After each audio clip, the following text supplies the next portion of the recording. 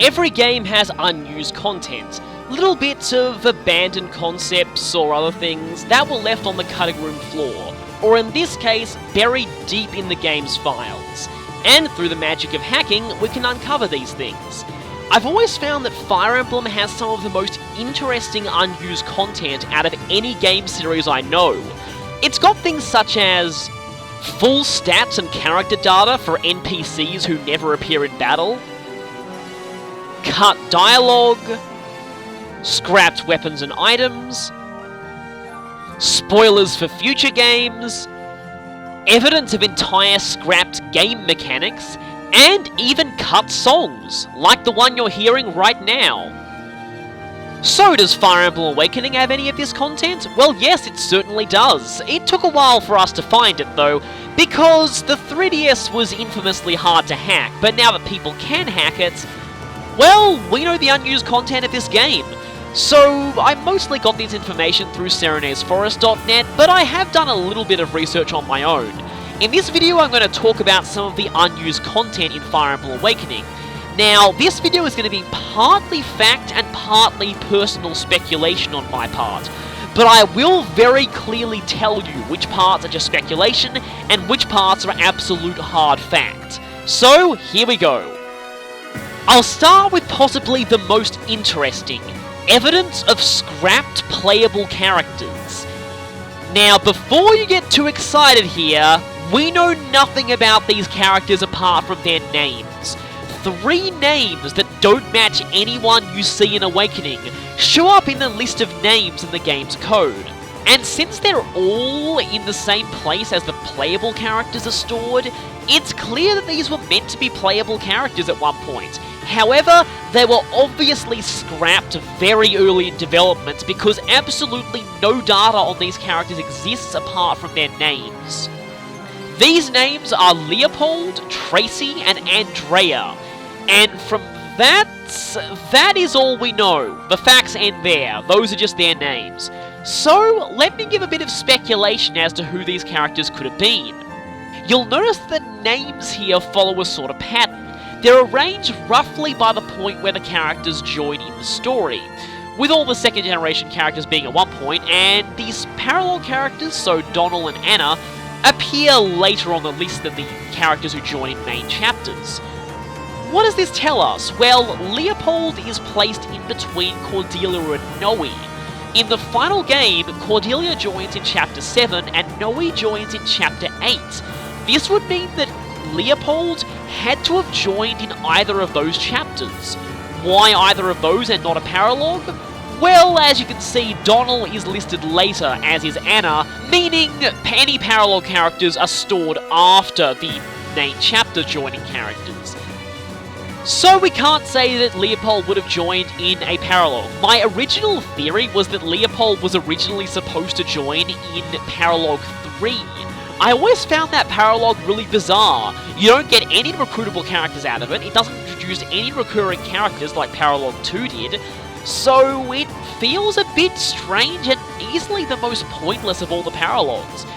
Thinking that you originally would have recruited a character there would have made sense, but sadly that can't be true, because Leopold had to have joined in a main story chapter. So, either he joined in Chapter 7, Breakneck Pass, or in Chapter 8.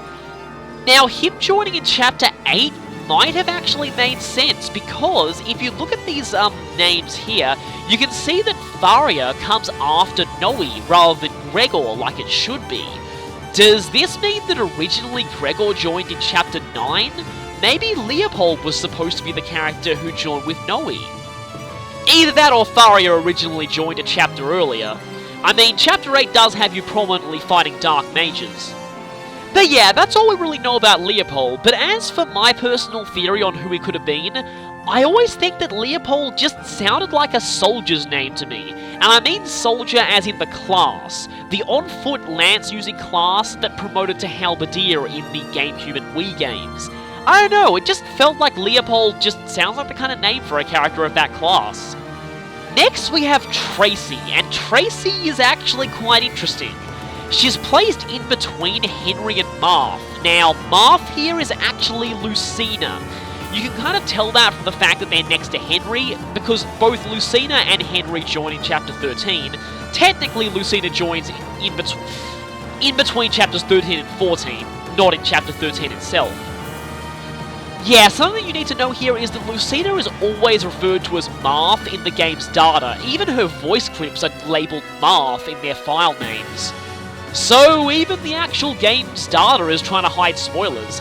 Anyway, this implies that Tracy would have joined during Chapter 13, and that is literally the only time she could have joined, because she's in between one character who joins in Chapter 13 itself, and one character who joins immediately afterwards. So yeah, another character on the Carrion Isle maybe.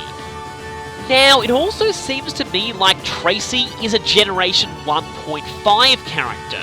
The reason for that is, if Tracy was a girl and they were a proper Gen 1 character, then there would have to be one more child character. However, there are no additional names listed among the children, meaning that there was no child for another Gen 1 female. So if Tracy did exist, she would likely be a Generation 1.5 character, maybe a pre-promote. As for that, we don't know anything else about her, so speculate away on who Tracy could have been. The third and final of these names is Andrea. Now, she's actually quite interesting because she appears after Priam and among the Spot Pass characters. You'll also notice that the Spot Pass characters who appear in the main story actually are after Priam. Weirdly enough though, Aversa is positioned before Basilio. I don't know why that's the case. It might just be a weird ordering issue, unless Aversa was actually supposed to be recruitable during the main game. Maybe in the original Deadlord chapter, chapter 22. Interesting. Anyway, now in the main game, Priam is the only Spot Pass character who we had not seen before in the main story. Andrea seems like she would be another one who would fit that bill. We don't know of anybody named Andrea in the main game, and she appears right after Priam in the game's data. So, possibly, yeah, she was a totally new character. Other than that, we don't know anything. My theory is, maybe just like Priam, Andrea was planned to be the ancestor of a previous Fire Emblem protagonist, though I don't know who they really could be. I mean, Ike is pretty popular, so it made sense that he got a descendant, but who could Andrea be descended from? Marth already has one, so it can't be him. And, well, technically speaking, Walhart is Alm's descendant. Maybe somebody from the Elib games? I don't know. Either way, she's definitely a Spot Pass character, so we know that for a fact. And that's pretty much it on these unused characters. Again, no portraits, no dialogue, no nothing for them. There aren't even any hints at any unused confessions, so it's very likely these three were scrapped very early in development. Maybe they'll resurface in a future Fire Emblem game, who knows? Speaking of scrapped characters, there's a bit of evidence that suggests that there may have been more to Fila than we originally thought. Fila has an unused critical portrait in the game's files. Now, there's no evidence that Fila was originally planned to be a Spot Pass character because her name does not appear among the other ones there. So, that theory might be kind of a little ungrounded. What I personally think, and what a lot of people think, is that Fila was originally planned to do a scripted critical before she died in Chapter 9. That or her critical portrait is just in the game's files for completeness sake. I mean, most major bosses have them, and makes sense for a major NPC to have one too. Again, you never actually see it in the final game. Though the idea of Fila actually being playable does make some kind of sense.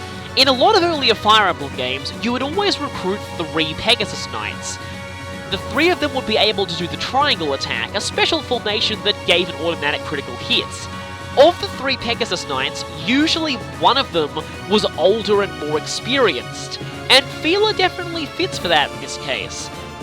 While you do actually get 3 Pegasus Knights in Awakening, the third one being Cynthia, they can't do the triangle attack. So it almost feels like Fila was planned to be a member of that original archetype before they thought, you know what, let's kill her off instead. Speaking of critical portraits, this one's technically not unused, but in early beta footage for this game, critical hit portraits looked very, very different. You had a much fuller picture of the character's face on the side of the screen, and you did have the same lightning effect, but it didn't go with the little widescreen thing. The lightning was just displayed on its own. This again is very, very early footage, so yeah, from a really early build of the game. But, interestingly enough, the critical portraits here kind of look more like they do in Fates, so that's kind of interesting to know. Speaking of early beta portraits, the early beta versions of the game contain portraits of generic enemy priests and even risen priests. In the final game, there are risen war monks, but you never see risen priests, so these images go unused. Now, originally I had found a screenshot from an early pre-release material of this game that actually did show a risen priest, but the link to that picture is dead now, so I can't actually show it to you. Kind of annoying. But even from this one, you can tell that the generic enemy and risen priest portraits are just recolors of the Hierarch NPC from Chapter 7. Yeah, that ineffectual minor character guy who sells you out and then dies. Turns out that he was even more generic than we thought. He was just a generic priest sprite. Something I should also point out is, even though you don't see enemy clerics or troubadours, there are no portraits for those classes in the game's files at all. So it was pretty clearly planned that you would never fight those classes as generic enemies, even though in some earlier Fire Emblem games you did fight enemy clerics sometimes. On the subject of generic enemy portraits, in the art book for this game, you can find a very, very, very early piece of concept art for Gangrel. And yes, this is meant to be Gangrel because you can see Gyangureru in katakana very closely just above the portrait there. Now, obviously this design was scrapped pretty early because most of his other concept art looks a lot more like he does in the final game. However, this is interesting because this early concept for Gangrel seems to have been developed into the generic Trickster portrait that's in the final game. Interesting, that. Concept art also reveals some other interesting things. If you look in the top left-hand corner of this set of concept art for Walhart, you can see that he went through several different redesigns during development, and at one point he looked a heck of a lot younger than he does in the final game. This concept art of younger-looking Walhart really reminds me a lot of Hardin from Fire Emblem 3, and maybe that was the reason why it got scrapped, I don't know. It is still kind of interesting to see just how radically different Walhart was planned to be earlier on. On the subject of unused portraits, there's a bizarre, differently coloured version of Gangrel's confession portrait that exists in the game's files as placeholders for male Morgan and female Morgan's confessions. Obviously those two don't have confessions because, bleh, but this is a little bit of a weird image because here's what Gangrel's confession looks like in the final game. Apart from the colouring, it's completely identical, so they plan to give Gangrel a different colour scheme early on in development? I don't know. On the subject of confessions though, there are actually a few unused Japanese confession voice clips found in the game's files. And these ones are a little interesting for a few reasons. These voice clips are for Chrom and Lucina, but for one, they don't sound like Chrom or Lucina's actual Japanese voice actors, and two, the actual content of what's being said is quite different to the final confessions. So I'm going to be playing the unused clip, and then after it, the actual Japanese confession. For comparison's sake, first, Chrom. 好きだ。これからはずっとお前のそばに。俺の気持ちを受け止めてくれてありがとう。いつの日か共に平和を取り戻そう。必ずだ。今は素直に愛を語ることはできません。それでも私はいつもあなたを思っています。好きです。二人にどんな未来が訪れようとも、せめて今だけはこのまま。Yeah, you can tell the difference, can't you? So what's the purpose of these lines? Were they just leftover early auditions? Were they originally planning to use different voice actors for Chrom and Lucina before hiring new ones? In particular, Lucina's unused voice clip really doesn't sound like something you'd want to hear as a romantic confessions. Yeah, you know what, I can't really honestly say I love you yet, so, yeah. Sounds a little anticlimactic. My personal theory is that these two lines are in fact just placeholder confessions, recorded by maybe a few of the developers, and that they were used to test the game's marriage system before voice actors were actually hired. You'd think that when you were doing the confessions for male and female avatar, then the game would kind of crash if there wasn't a voice clip to load for the confession. So they were like, okay, let's put a generic Chrom clip in for all the males and a generic Lucina clip in for all the females, and let's use these to test because we don't actually have voice actors yet. That's how I think these clips were used. Now we come to something very interesting: unused class options. There are many characters in the game who have map sprites for classes that they have no access to in the final version. Of course, this doesn't apply to any of the second generation characters because, for the purposes of the game, they have to have map sprites for everything because they could potentially all be the Avatar's child and thus be able to reclass anything, so we don't need to worry about any of them. But for first generation characters, we can actually notice a few interesting things if we look into map sprites. Firstly, and I'm showing Long Ku here, every character who has the Myrmidon class branch also has hero map sprites. Not only that, but the assassin map sprites appear towards the end of their list, implying that they were added in later in development.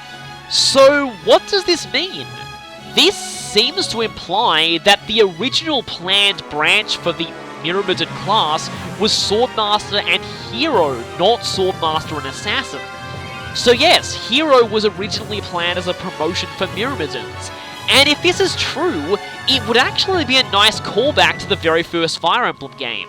Back in that game, there was no Swordmaster class. Characters who we would later know as Myrmidons, like Narbal/Navar/ however the heck you want to pronounce his name, he actually promoted to Hero. So, giving Myrmidons in this game the option to promote to Hero actually sounds like a nice callback to those games. Eventually they just settled on making it Assassin like Sacred Stones though, but this is still pretty interesting. Some other characters have alternate map sprites as well for classes that they don't have access to in the final game. I've already talked about some of these in the characters' bios, but here are the actual sprites. Tiki has sprites for the Pegasus Knight class branch, and I mean the entire branch, implying that originally she had this as a class line. I really wish she did, because in the final game her class options are identical to Noe's, which kind of makes it hard to want to use both of them. Aversa has Mage and Sage map sprites, implying she originally had this as a class option. Honestly, I actually think this makes a lot of sense, and it would have made her get a lot more use out of Shadow Gift than she does in the final game, so I'm kind of annoyed they scrapped this. Now, Emerin also has map sprites as a mage, but honestly I think they're more there for completeness sake since she starts out as a sage and has some mage skills, so I don't really think that's evidence that she was planned to have any different classes. Not quite a map sprite, but you can find some pre-release footage that very clearly showed Sumiya as a Cavalier, implying that she originally had this as a class branch. Since she doesn't actually have it as a map sprite, I'm guessing it was taken out quite early in development. The reason why this was taken out, I'm not entirely sure. Personally, I think it got replaced by Armor Knight, because that way she'd still have Great Knight as a class option. And as for why she lost Cavalier, I think it's because Sumiya is considered the default love interest for Chrom. They didn't want to give her too many classes that would conflict with Chrom's inheritance, and thus she lost Cavalier because Chrom already had that as an option. That's my personal theory. And then we come to the most mysterious of all. Donal has Swordmaster map sprites, but he doesn't have Myrmidon map sprites. This is very, very interesting. Why are these even here? I believe he is the only character in the entire game to have map sprites for a promoted class, but not for the base form. So, what is going on? I mean, there is very little hard facts on this, so this is purely my speculation, but here's my theory. My theory is, this is not Swordmaster. These sprites are placeholders for a planned promotion of Villager. This would make sense given that he's got a promoted class here that he doesn't have a base class for. Villager in this case would be the base class. Honestly, this is more wishful thinking on my part. One of the biggest criticisms of Donald is that none of his reclass options have access to lances, so he's forced to build up a lance rank as a villager that he never actually gets to use. Having a promoted option of villager, maybe, I don't know, halberdier, a lot of people wish that he'd promote to halberdier or something, or soldier or something like that actually use lances would certainly give a use to his lance rank, and would actually be pretty cool. So yeah, that's my theory, that originally Donald had a promotion of villager, and these Swordmaster sprites are a placeholder for what was originally going to be that class. Sadly, that didn't happen. From what I can tell, the villager class in Fates does promote, so it looks like they've learned their lesson in that game. The game's files also contain a whole bunch of map templates. This is the template for Owain's Paralog, Scion of Legend, in the Sage's Hamlet. Why am I showing you this? Because the original mock-up image of this chapter's map is still in the game's files, and as you can see, it looks very different. The main reason I'm showing this one is because according to sources, the original prototype of Owain's Paralog actually resembles this Sage's Hamlet from Gaiden, the inspiration for it, more than the final map does. So that's interesting. Actually, a lot of the Paralogs have these unused templates in the game's files, and most of them look very, very different to the final map. Here's the original mock-up for Noir's Paralog, A Shot in the Dark. As you can see, this is very clearly an indoor map, despite the final map actually being outdoors. Oh yeah, the red dot is where most likely the boss would have been, while the green PL dot is where you would have deployed. As for the yellow dots, maybe they're treasure chests. Paralog 21, Ghost of a Blade, had the exact opposite treatment. The prototype for the map very clearly looks like an outdoor map, it's even got a village on it. And all those blue tiles, those are used to signify water on other prototype maps. So, by the looks of things, yeah, Yenfei's Paralog was originally planned to be very different than it is in the final game, with a bunch of bridges and islands over water. That's kind of interesting. Now, a lot of other prototype maps look very, very different from the actual final versions, but I can't show them all here. If you want to see them all, go to serenadesforest.net's page on unused content from Fire Emblem Awakening. A lot of these are actually quite interesting. Some maps are a lot smaller than they are in the final game, some are a lot larger. Personally, I find these two to be the most interesting, implying that some pretty big changes went with these maps in development. Speaking of Paralogs, there are also hints, apparently, according to Serenade's Forest, in the game's code, that Priam's Paralog was originally planned to be a DLC chapter, and thus Priam himself would have been DLC as well. Now, I'm not entirely sure how they came to this conclusion though. I can't see any of that evidence in the game's files that this was a DLC map originally. Maybe in file names or something. The game's official guidebooks have no data on Priam, which is why we didn't know his growth rates until we hacked the game. So, this may have been why, but again, I can't find any full hard evidence as to whether this chapter was planned to be DLC or not, so if anyone has any, let me know. Finally, this isn't exactly unused, just a bit of an amusing little tidbit. See all these dark books in every single armory that you go to? By ripping the textures, it turns out they're actually all copies of Grima's Truth. Yes, the armorers were in fact Grimleal's spies all along! Run for your lives! And so that's basically all there is as far as unused content in Fire Emblem Awakening goes. Sadly, no unused music. That would have been pretty cool. But anyway, I hope you've enjoyed this video and found out maybe some things you didn't know before. Thanks for watching, and I'll see you on my next bonus episode for Fire Emblem Awakening.